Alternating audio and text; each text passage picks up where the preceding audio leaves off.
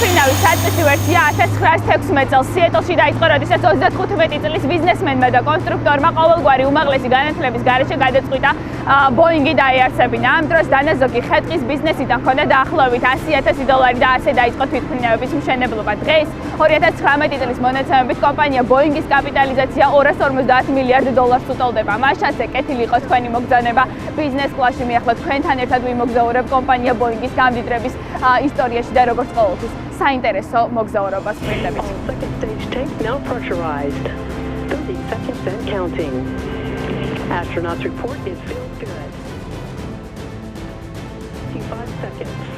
ბოინგის შექმნა პირველ მსოფლიო ომს დაერთო და მნიშვნელოვანი შეკვეთები სწორედ ჰიდრო თვითმფრინავების საწარმოებლად მიიღეს. ასე შექმნა უდიპლომო ავიამშენებელმა ევერეტის ქარხანა, რომელიც ერთი პატარა ქალაქია თავისი სახანძრო, დაცვის, სამედიცინო, ელექტრო და წყალგაყვანილობის სამსახურით და ის ყველაზე დიდი შენობაა მსოფლიოში. კომპანიის დაარსებიდან სულ რაღაც 2 წელიწადში ამ ქარხანაში უკვე 300 ადამიანი იყო დასაქმებული. ხოლო ომის დასრულებისთანავე ბოინგი უკვე საფოსტო თვითმფრინავების წარმოებაზეც გადაერთო. ახალი ოცნებები და მიზნები კი სულ უფრო მასშტაბური ხდებოდა.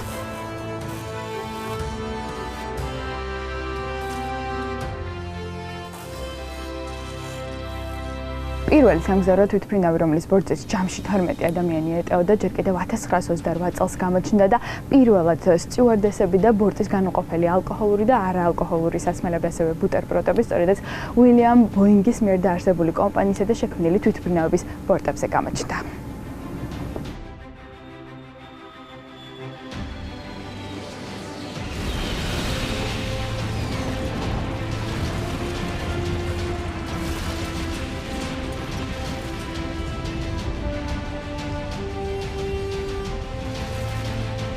$1929 წელს ბოინგმა რამდენიმე მცირე ავიასაწარმო შეიძინა და დასაქმებულების რაოდენობა 1000-მდე გაზარდა. წლიურად უკვე 100-მდე სხვადასხვა დანიშნულების საფრენ აპარატს აწარმოებდნენ. თუმცა მალე კრიზისიც წამოეწიათ და 1934 წელს ბოინგს მთავრობამ ბაზარზე მონოპოლიური მდგომარეობის ბოროტად გამოყენებაში ბრალი დასდო და ამ მიზეზით კომპანია დაიშალა რამდენიმე ნაწილად. მის ბაზაზე შეიქმნა ორი ახალი კომპანია. პირველი, United Airlines-ი, რომლის შემოსავალი 2019 წელს $43 მილიარდი იყო და მეორე, United Aircraft Corporation, რომელსაც დღეს United Technologies ჰქვია და გასულ წელს მისი შემოსავალი $67 მილიარდ გაუტოლდა.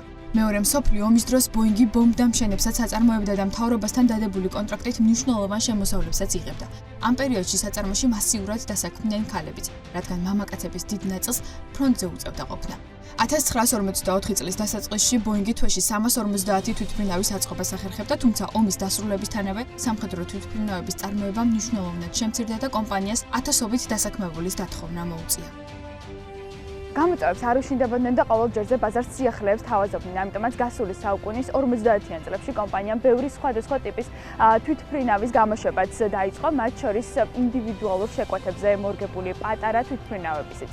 ასე შეიქმნა Boeing 707, 727, 737 და 757 მოდელები. 757 იყო 4-ძრავიანი და ბორცვზე 450 ადამიანი ეტეოდა. 727 მოდელი კი, რომელიც შედარებით მცირე და საშუალო მოცულობაზე იყო გათვლილი, ყველაზე გაყიდვადი ავიალაინერი ხდება წლების განმავლობაში. 1960-80-იან წლებში ბოინგს ბევრი პრობლემის დაძლევა მოუწია, მათ შორის საწვავის ფასის რადიკალური ცვლილებების გამო. ხშირად იყო ზარალშიც, მაგრამ 1990-იანი წლებიდან მდგომარეობა სტაბილურდება. ამაში დიდი როლი ახალი ბოინგის 777-ის გამოშვებამაც შეასრულა. 2001 წელს უკეთესი საგადასახადო შეღავათების მიღების მიზნით კომპანიამ სათაო ოფისი შეიცვალა და სიეტლიდან ჩიკაგოში გადაიტანა, სადაც დღემდეა განთავსებული. 2005 წელს კომპანიის შემოსავალი $53 მილიარდი იყო. 2018 წლამდე კომპანიის შემოსავლებს ზრდის ტენდენცია ჰქონდა და რეკორდულ $101 მილიარდ მიაღწია. 2019 წელს კი 727 Max მოდელის მიერ ორჯერ განცდილი ავიაკატასტროფის გამო 387 თვითმფრინავის ფრენა შეჩერდა. შედეგად კომპანიის რეპუტაცია და ფინანსური მდგომარეობა, ასევე რეიტინგი მკვეთრად შემცირდა. საბოლოოდ შემოსავალმა 24%-ით იკლო და წელიწადი $2 მილიარდი ზარალით დაასრულეს, მიუხედავად იმისა, რომ კომპანიამ 609 თვითმფრინავის გაყიდვა მოახერხა. ბოინგი დღეს თვითმფრინავების მწარმოებელი ყველაზე დიდი კომპანიაა მსოფლიოში, რომლის შემოსავალი წელიწადში საშუალოდ $85 მილიარდი, ხოლო აქტივები 133 მილიარდს უტოლდება. კომპანიაში 161,000 ადამიანია დასაქმებული და მისი წარმომადგენლობა მსოფლიოს ქვეყნების ნახევარზე მეტში არსებობს. დღეს კომპანია ისტორიულად ყველაზე დიდ ზარალშია პანდემიის ფონზე, შეწყვეტილ შემცირებული ფრენების გამო. მაგრამ ბოინგის ისტორიას რომ გადავხედოთ, საკმარისია დავრწმუნდეთ, რომ კომპანია კორონა კრიზისსაც დაძლევს და ბაზარს კვლავ ლიდერის რანგში დაუბრუნდება, რადგან ბოინგმა თავისი არსებობის ისტორიით დაამტკიცა, თუ როგორ შეიძლება გამოწვევების შესაძლებლობებად და წარმატებებად გადაქცევა.